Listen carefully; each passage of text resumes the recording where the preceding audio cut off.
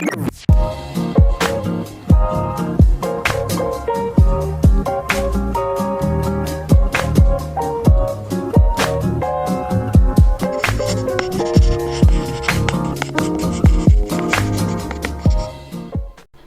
to my virtual diary. I'm Laya, and today I have a story time about how I had one of the most annoying friends that happened to be male-centered.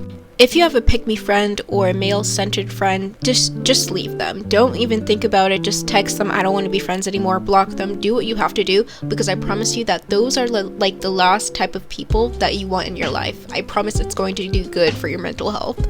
Just as per usual, I'm not going to be using their actual legal names, so this time I'm going to name this person that I'm going to talk about Samantha, and my other friends are going to have random names. For another friend that is going to be another kind of like a big part of the story, I'm going to name her M, and I think those are like the two main people. If I remember anybody else, obviously I will give them cover-up names, and with that said, let's get into this. So in 9th grade, I was one of those people who had a lot of online friends, but not a lot of people like that were in person that were my friends. I had a good amount, and when I say good amount, I meant like maybe 5 people maximum. Now, of course, I had other friends such as, I'm not going to say her legal name either, but let's just call her Selena. I've known her for years. Maybe I think this is our 3rd year being friends. So at that time I did have her, but we still didn't go to school together. Then there are my other friends, but again, they're in different schools. So because of me going to different schools and the majority of my friends being online, I was pretty lonely, and whenever someone would show slight kindness or a slight liking towards me platonically, I'd get really excited, and I'm like, whoa, like, do you want to be friends, or are we considered friends now? Because I wanted to hang out with someone that badly, and that was so bad for many reasons, but that's a whole nother conversation. But the main reason why it was so bad is because I reconnected with one of the girls that I knew in my Christian daycare. I hated that Christian daycare, but I do remember this one older lady, and she had a niece that was with her all of the time. Somehow her niece is who I found, and her niece recognized me, but I didn't recognize her, and I was like, oh, so you're that girl that's like, you know, the niece and living with her grandmother. And she was like, yeah. And then we talked just a little bit about what it was like over there, and then we slowly became friends. Me and her were mutual friends with this girl named M, and I miss her basically every day. Like, every time I think about M, I'm like, damn, I really miss her, because she was so fun to talk to, and we would mutually like talk about, like, what did I name her? Selena? I can't remember. No, Samantha. We'd talk about Samantha behind her back, and I know that's so catty and it's not cute, it's not cool. However, when I talk about the things later in the story, you'll get it. But we'd talk about like, hey, like, dude, did you see how much she was talking about her boyfriend? Did you see how she was like talking and ignoring the fact that we were there and just yapping about things that weren't related to us? And she'd be like, yeah, because with Samantha, she was also that type of girl that would only talk about her partner, and if you were to say the most serious thing ever, she'd be like, oh, if I was in that situation, my boyfriend, blah blah blah blah blah, anything that has to do with her relationship, and it drove me insane. Not only that, but in the second part of this, I will be talking about how she literally got cheated on, and their on and off relationship was insane. I'm going to be calling her boyfriend, I'm gonna call him Caillou. So her and Caillou had this on and off relationship, and it was so funny to me because she'd talk about him constantly. And when I remember once she told me, oh yeah, we broke up because I saw him with my ex-best friend, and you know, and stuff like that. I was like, dude, that's disgusting. And then that, like, I think that same day or maybe the next day, I was going to the bus ramp and I saw Caillou with a girl, and let's name her Isabel. So I saw Caillou with Isabel, and she had, like, you know, Isabel had red hair, so I was like kind of studying her features to point out and remember what each was. So the next day after that I caught them, I went to Samantha and I was like, hey, I saw this girl like with ginger hair with Caillou, is that your ex-best friend? And she was like, yes, that's my ex-best friend. But anyway, that's besides the point, and we'll get to that later. But overall, she was just a horrible friend. Well, let me not say horrible, but she'd constantly talk about boys, like, oh, my boyfriend, or oh my gosh, did you hear about this guy? Anything that had to do with boys, she'd talk about them constantly. We could be talking about the most serious thing, or we could be saying like, oh yeah, this cat is like my favorite breed, and then she'd mention guys out of nowhere. And it seemed like she also loved attention from guys, and not just her boyfriend either.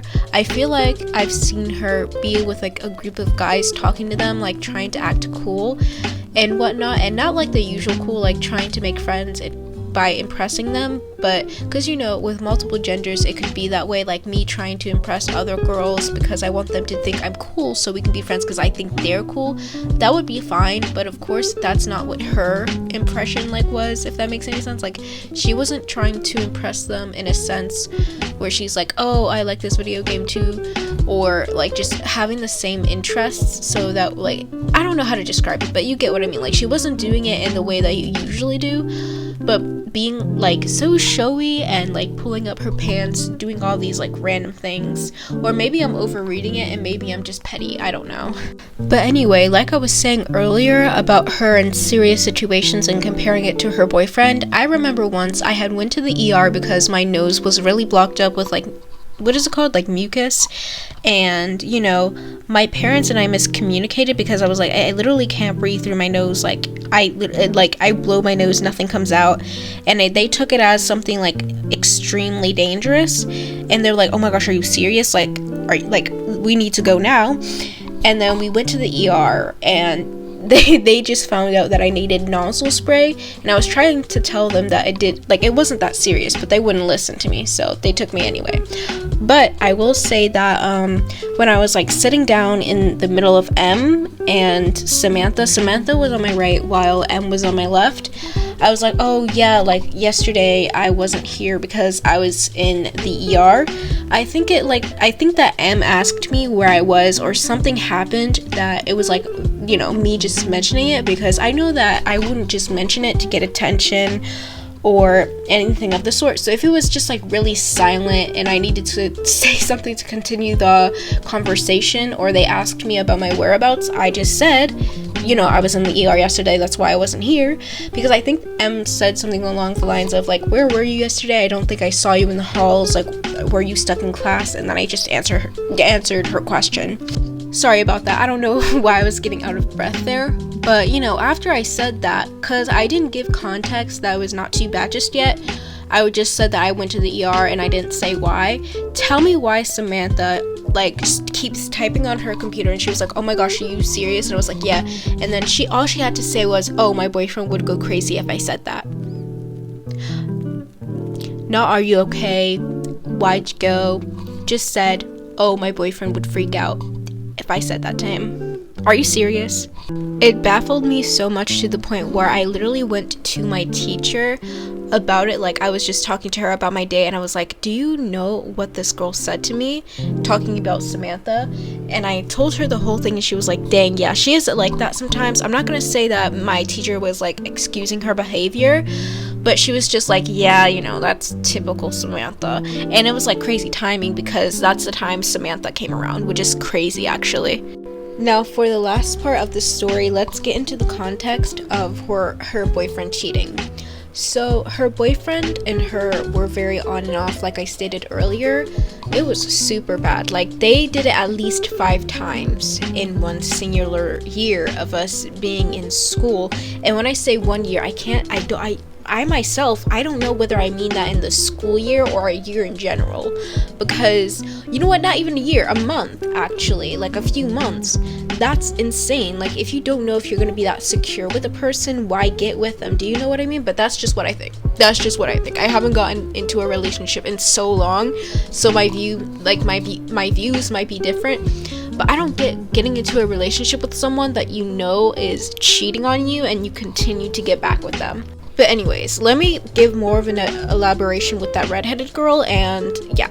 So, like I said, she said she saw Caillou with Isabella, When I pointed that out, she was like, yeah, I'm so mad at him, like I'm gonna ignore him forever. And I was like, okay, like finally she doesn't have to talk about her boyfriend anymore. But I was so sorely mistaken, because she continued to talk about him.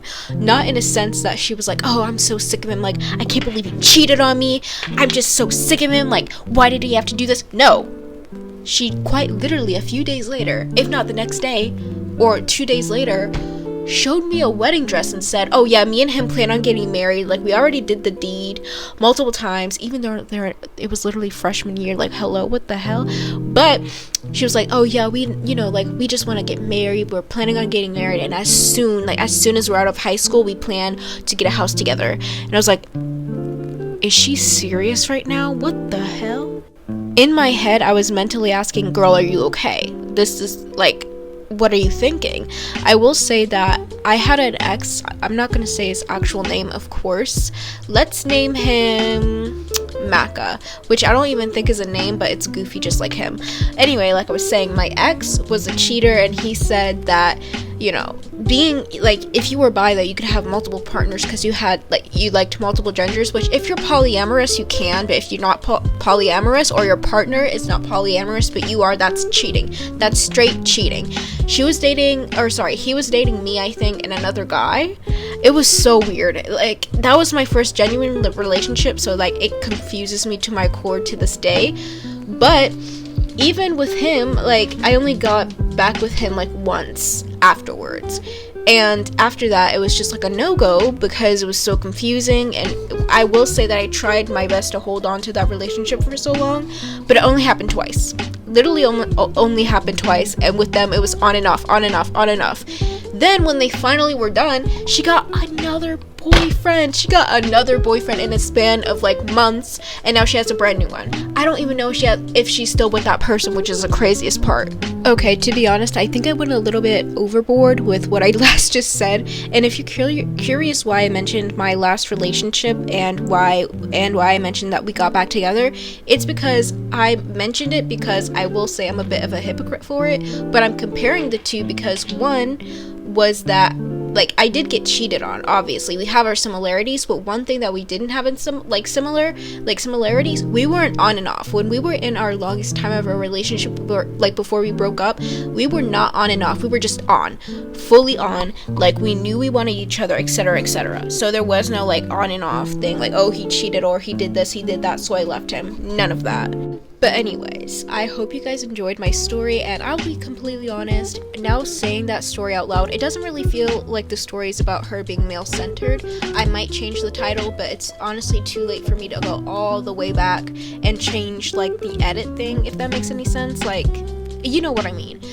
But, you know, I hope you guys enjoyed the story. I'll try and switch up things, guys. I'll try my best to get, you know, another thing to talk about rather than some stories, because I still have a few left, but I also have other stories such as like you don't need to be like, you don't have to be popular in school to be happy, like advice for teenage girls, etc., etc. So I'll try my best to do something new, but story times are what I'm used to. So I'll see you guys another time. Bye bye. Also, what should I do as my outro, because I literally have nothing.